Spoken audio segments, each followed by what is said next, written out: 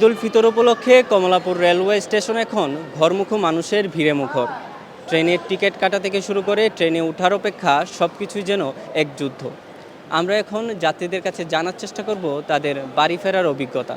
এমনি তো আমি বাড়িতে যাচ্ছি অনেকদিন পরে, প্রায় 6-7 মাস পরে। এমনিতে ঈদ সবসময় স্পেশাল, আমরা সবাই পরিবারের সবাই একসাথে আমরা ঈদ উদযাপন করি এবং ছুটিতে সবাই আসে। আমাদের এমনিতে বড় ফ্যামিলি, আমাদের সবাই একসাথে অনেক মজা হয়। এবং এই যে একটা ঈদ আসছে রোজার পরে, এবং আমরা সবাই একসাথে থাকবো, সবাই একসাথে ঘুরবো, চলাফেরা করবো, নতুন ড্রেস পরে আমরা সবাই ঈদের সালাত আদায় করবো। এটার আনন্দটা আসলে একটা অন্যরকম একটা অনুভূতি।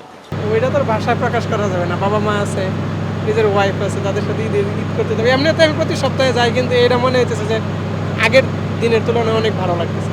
জি, আমার বাড়ি হচ্ছে শেরপুরে, আমি যাব জামালপুর। তো জামালপুরের টিকিটের শুরুটা হচ্ছে আমি মোবাইলের মাধ্যমে কাটা হচ্ছে 10 দিন আগে। সুবিধাটা ভালোই হয়েছিল, খুব খুশি হয়েছিলাম। খুব ভোগান্তি হচ্ছে না, স্বস্তির বাড়ি যাওয়া করছে।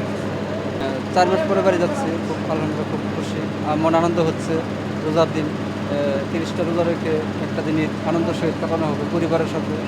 পরিবারও খুব খুশি, আমিও খুশি। আমার এটা এমন একটা অনুভূতি যেটা আসলে একজন মানুষের স্বপ্ন থাকে সবসময়, মানে পরিবারের সাথে ঈদ করার জন্য, যে বাবা মার সাথে ঈদ করা, এটা অসম্ভব একটা, এই অনুভূতিটা প্রকাশ করার মতো না। যেটা কি খুশি লাগতেছে যে বাসায় যেতেছি, সবার সাথে ঈদ করব, বাবা মার সাথে, সবার সাথে।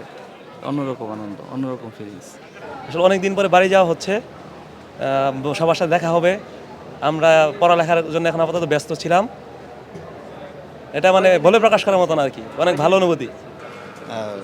বিশেষ করে ঈদের সময় দুইটা ঈদেই আমরা গ্রামের বাড়িতে যাওয়ার সুযোগ পাই এবং গিয়ে সবার সঙ্গে দেখা করে ঈদের আনন্দটা ভাগাভাগি করার একটা সুযোগ পাই। এই আনন্দটা ভোগ করার জন্যই যাওয়া মূলত। তুমি কোথায় যাচ্ছ? আমার নানু বাড়ি। নানু বাড়িতে। আচ্ছা, নানু বাড়িতে গেলে তোমার কেমন লাগে? ভালো লাগে। ভালো লাগে। তুমি কি ঢাকায় থাকো? ছুটিতে নানু বাড়িতে যাও? হ্যাঁ। যদি টাইম টু টাইম যদি ট্রেনগুলো ছাড়ে তাহলে তো আর আমাদের ভোগান্তির শিকার হতে হয় না। আর যদি টাইম টু ছাড়ে তাহলে আমাদের জন্য সব কিছু সহজ হয়। আর এখানে যে আপনার টিটিগুলো যদি টিকিটগুলো চেক করে ঠিক মতো, তাহলে অবৈধ যে যাত্রীগুলো আছে তারা আর কি আর মানে এই সুযোগটা কাজে লাগাতে পারবে না। এই জন্য আমাদের অনেক সময় বিড়ম্বনায় পড়তে হয়। আচ্ছা, আমি যাচ্ছি আজকে ব্রাহ্মণবাড়িয়াতে। আর টিকিট কাটার যাত্রা আমি জন্ম থেকেই আসলে আমার আম্মু কাটা শুরু করছিল। এখন আমিও রেগুলার ট্রেনে আপ ডাউন করি, কারণ ট্রেনে তো অবশ্যই অনেক বেশি আরাম। 2 মিনিটস, উইদিন 2 মিনিটস সব টিকিট শেষ হয়ে গেছে। এটা তো সমস্যা। পরে দেখা গেছে যে ওই যারা কিনেছে তারা আলাদা করে সেল করলো, ওইখান থেকে আমি কিনে দেন আমি এখন যাচ্ছি।